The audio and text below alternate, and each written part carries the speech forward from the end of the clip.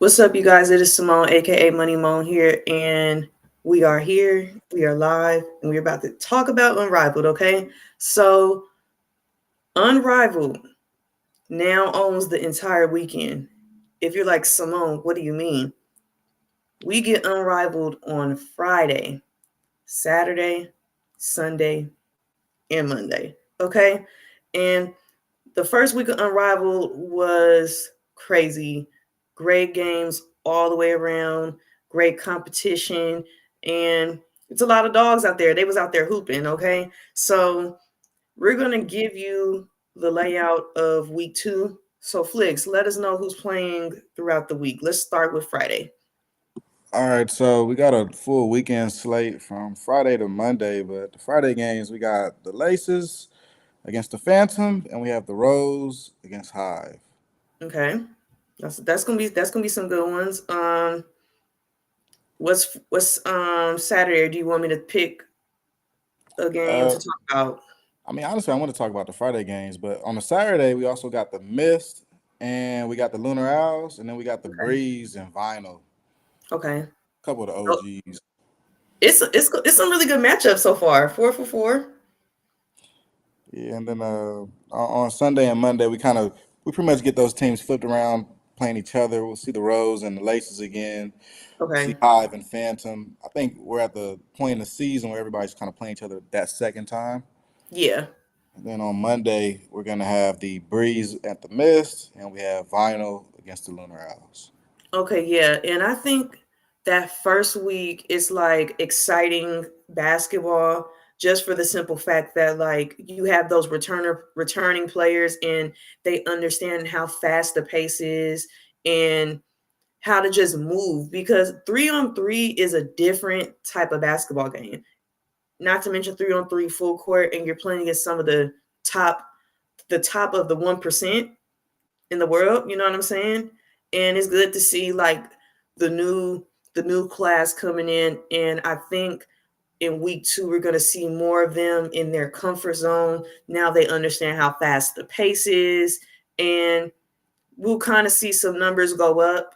We'll kind of see some teams hit some hot streaks, and I think right now we have like one team that's kind of like at the bottom that we weren't expecting to be at the bottom.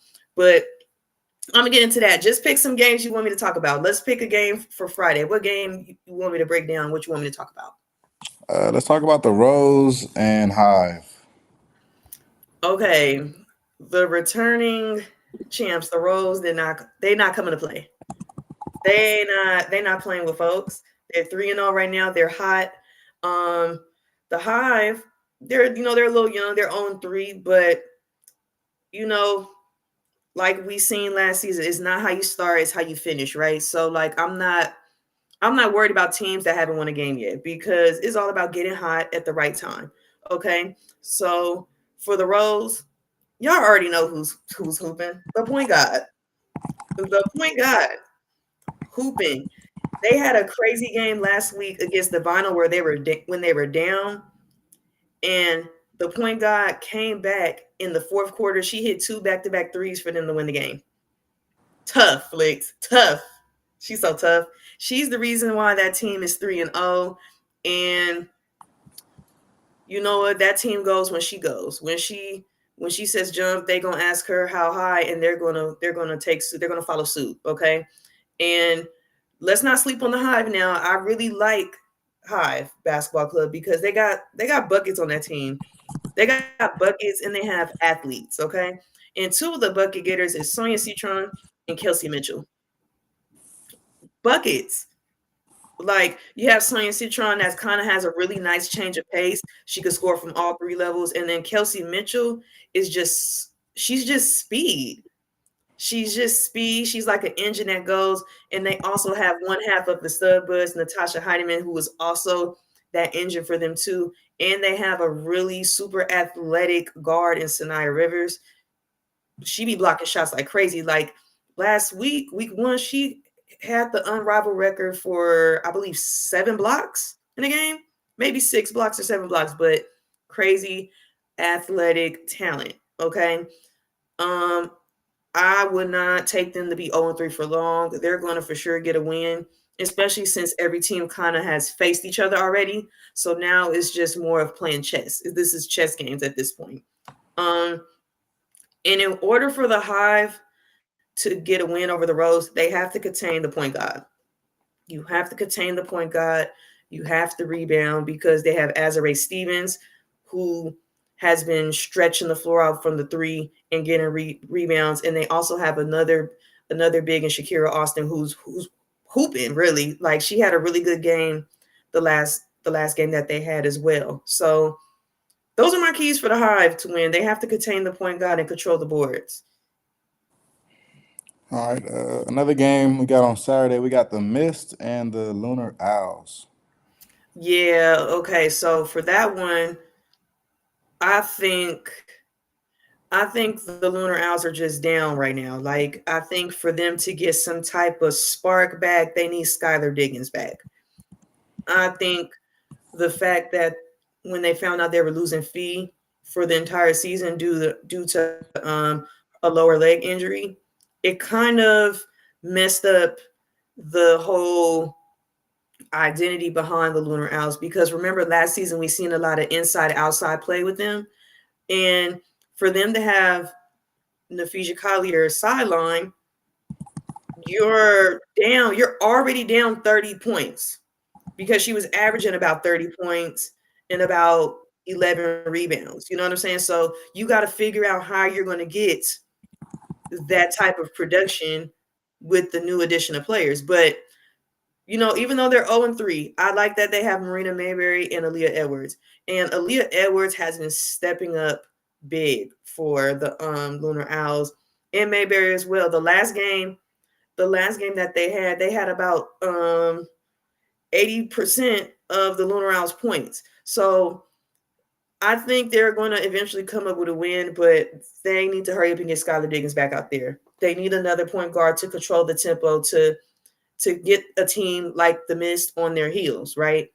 Because it's so easy, I think, in 3-on-3 to kind of contain two scorers because of how like it's set up. But if you have three people out there going hard, driving to the basket, and that you have to kind of play honest, it kind of it kind of shakes it up a little bit. You kind of have to pick your poison. So I think if Skylar Diggins comes back this week, she will help out with the Lunar Owls, and they will get in that W column. Okay, and I like the Miss Basketball Club. I like how they added Alicia Gray and Enrique Gumawale to Stewie in the Miss. Okay, and honestly, the Miss look really good. I like that they have size with I believe Lee that they have really nice size, and then Elena Smith as well. So I feel like the inside out game will work really well with them because they have guards that could shoot from the perimeter, and they have bigs that can run the floor and control the boards. So they look like the most complete team so far with experience and size. And I expect the Miss with this lineup and this roster for them to go far in the playoffs. So I wouldn't be surprised if Miss takes this one, but if Skylar Diggins is available, it might be a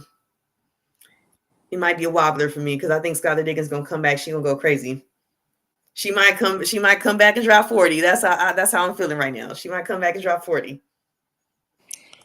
Another game on the same weekend. A little bit later on, though, kind of skipping on to Monday. You got the Vinyl at the Lunar Owls. Okay. That's going to be a good one. But I kind of feel the same way, like with the Lunar Owls. Like they need Skylar Diggins back. They Mm, need a third person back to kind of take the pressure mm. off of Aaliyah Edwards and Marina Mayberry. Because I feel like if Marina wasn't handling the ball, trying to come down and create a shot, create for others, she will be making a couple more shots because I don't think people understand. Even though it's a smaller court, the 3-on-3 they're playing at a faster pace. And then with the shot clock being 18 seconds, that 6 seconds off is a huge difference. So, like I said, I need Skylar Diggins to come back to help them. But For the vinyl, we got Ray Burrell, we got De'Erica Hamby, we got Courtney Williams, Ryan Howard. They, the squad, and they got BG too. So honestly, for the vinyl, Ryan Howard, she's just been having her way, getting buckets. Like the last game they played when they played the Rose, she was hot. She was hot. And then speaking of that, can we talk about it? Let's talk about it. Go. So that game, they were supposed to give the Rose their first L. Do you want to know where they went wrong? In the fourth quarter, I believe they were up. All they needed was either a two or a free throw to win the game. Courtney should have gotten that rebound and gave that ball to Ryan Howard because she was hot the entire game and she was cooking Chelsea Gray. Cooking her. Cooking her the entire game. She should have took the last shot. That shot should have been Ryan Howard's. But I'm not gonna blame it all on Courtney Williams because she took a shot that it wasn't crazy, meaning like it's not something that's in her that wasn't in her repertoire or wasn't in her game. But in a situation like that, the person that's high, you got to give it to him. That should have been a game of hot potato. Give Do some type of dribble handoff action. Have Ryan Howard come from that corner, going up and then go downhill because they was not stopping her, and they would have gave the Rose their first L. I just want to let that be known. Okay, They have but enough firepower to do it. oh yeah, for sure they have really good scores, and De'Erica Hamby dropped the 40 ball Mm. in week one. A double double 40 at that. It was like 40 points and 11 rebounds. Hooping. So the vinyl has a lot of potential, especially since they came off this high horse last year, coached by Teaspoon, of course. I believe they beat the Lunar Owls to get to the playoffs. So they know what it takes to get there. They understand that the record in week three doesn't matter, but towards the end of the regular season, it matters. So I wouldn't be surprised if they make it far this upcoming season either. But that's going to be a really good game, Rose versus Vinyl. I think that's going to be a rematch, and I have a feeling that the Vinyl they're going to come out aggressive. They're going to start it early because they don't want what happened the last week to happen again. I feel like what's another game we could talk about? Because Well, it's I feel only like one other there's team we haven't spoken about, and what's the it's gonna team? be the Phantom. Okay, I like the Phantom. Let me tell you why. Can I tell you two words? Kelsey Plum. And I got one word to say what she was doing. Hooping. Hooping. Had like 38 points. Yeah. Hooping. 11 dimes. Hooping. Hooping. Okay. And I think that's what the Phantom missed last season was another true point guard because I think last year's Phantom was Marina Mayberry, but she was in and out because she was hurt. They had Natasha Cloud. They they look totally different this year, and I think I like this look better because they have kind of more dynamic bigs. They have Aaliyah Boston. They have Kiki Eferin. Then you got Kelsey Plum, Natasha Cloud on the perimeter, and then you got a bucket slasher in Tip Hayes. I like this group. Mhm. Really like this group. So I expect them to make the top six. I expect them to make the top six. And in order for them to stay on this high horse, Kelsey Plum needs to keep playing how she's playing. Natasha Cloud needs to be ready when Kelsey Plum has the ball to catch and shoot. Um, Natasha Cloud is going to lock down the best scorer on the other team. So they have a really nice roster fit. And I also like the dynamic big play of Aaliyah Boston and Kiki Eferman because I think I've always said that this league is like an iron sharpens iron type of league. And I think with Kiki Eferman playing with a big like Aaliyah Boston, it's kind of making her be more of a stretch player. So it's kind of making her kind of get in that big guard type of bag. since Aaliyah Boston kind of like controls the paint in that mid-range area. And she's also stepping out and shooting threes too. So I really like it. And I think that pair will work really well together and they'll help each other in every way they can. So I think that's going to be a really good game. I'm excited for that one. I think that's going to be a really good one. Agreed. Yeah, you pick some good games for me to talk about, you know? Type. Okay, so here's what I got to tell the people to do.